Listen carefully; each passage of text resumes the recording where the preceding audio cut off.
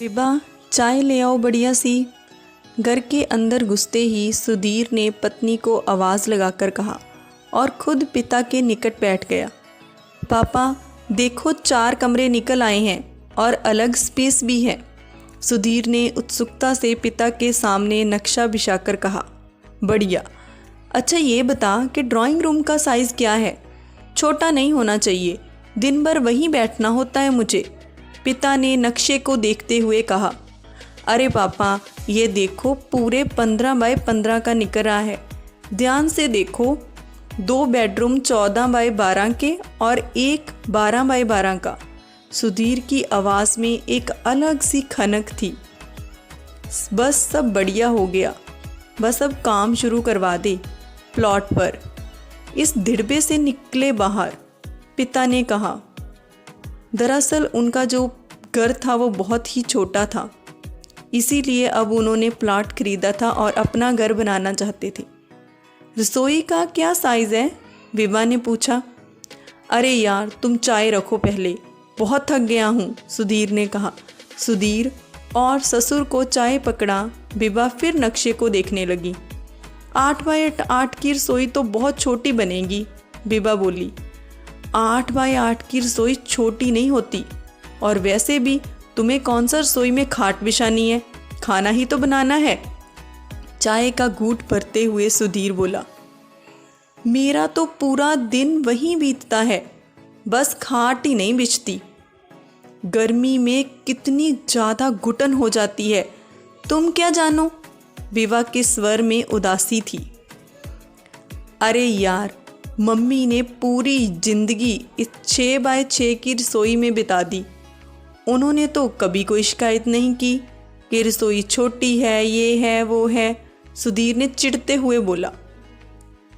कभी खड़े होकर देखना जून की गर्मी में, खुद पता चल जाएगा तुम्हें कि मैं शिकायत कर रही हूँ या फिर अपनी परेशानी बता रही हूँ, विभा फिर से बोली।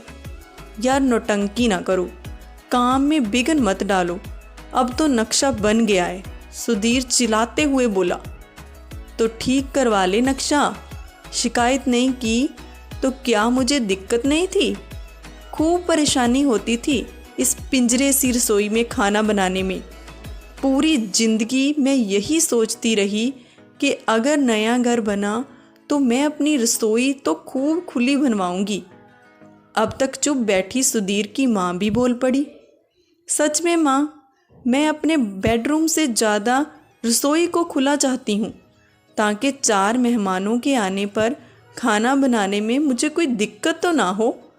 सास की बात से बल में विभा बोली। अब तो उसे सपोर्ट भी मिल गई थी। बिल्कुल सही है, औरत की पूरी जिंदगी रसोई के धुएं में स्वाहा हो जाती है, लेकिन किसी को इसका एहसास तक नहीं होता। सुधीर तू रसोई का साइज़ 2 फुट बढ़ा और देख रसोई में हवा और रोशनी बराबर हो, माँ ने आदेश दिया। फिर तो ड्राइंग रूम छोटा करना होगा, पापा से पूछ लो भाई पहले। सुधीर ने पापा की ओर देखकर कहा। तेरे पापा को बनाना पड़ता है क्या खाना? माँ ने चिढ़ते हुए कहा। बेटा सुधीर, रोटियां चाहिए ना, तो जो ये सास बहू कहें मान लो भाई, पिता ने पत्नी की ओर देख बेचारा सा बनकर कहा।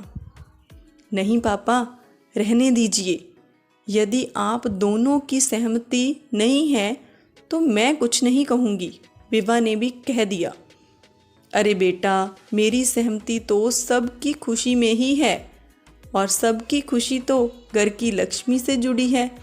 वह दुखी तो कैसी सहमति। और फिर हम दोनों को ये बात समझनी चाहिए कि कैसे गर्मी में एक औरत घर का पेट भरने के लिए गर्मी में बिना शिकायत जलती रहती है, हमारे लिए खाना बनाती है। ससुर जी की बात सुन विभा का चेहरा खिल उठा। उसने सुधीर की ओर देखा। अब ठीक है भाई, बहुमत की जय जयकार है आजकल तो। कल ही रसोई के साइज़ और वेंटिलेशन को लेकर बात करता हूँ, लेकिन एक शर्त पर, सुधीर ने फिर कहा।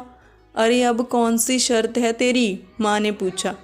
मुझे समोसे खाने हैं, और वे भी माँ के हाथों के। सुधीर चहकते हुए बोला, तू नहीं सुधरेगा, अब भी माँ को गर्मी में ही मारेगा। बीवी को बोल अपनी को, माँ ने नकली गुस्सा दिखाते हुए कहा। नहीं नहीं माँ, आपकी बहू को मैं कुछ नहीं कहूँगा अब से, क्योंकि अब तो मैं जान गया हूँ कि बहुमत तो इन्हीं के पास है। सुधीर ने विवाह की और दोनों हाथ जोड़कर कहा। सुधीर की इस हरकत पर तीनों के चेहरे पर हंसी खिल गई, जैसे वसंत की धूप आंगन में पसर गई हो। सो दोस्तों, ऐसे ही छोटे छोटे नुक्तों से, छोटी छोटी बातों से हमारे घर को खिला रहना होगा, तभी अच्छी गुजरती है और रहने में भी आनंद आता है, ज़िंदगी ज़िंदगी लगती है। मैं आप सबके लिए ऐसी ही घरेलू कहानियाँ लेकर आती रहती हूँ। मेरे चैनल को सब्सक्राइब करना, वीडियोस को लाइक एंड शेयर करना मत भूलना। धन्यवाद।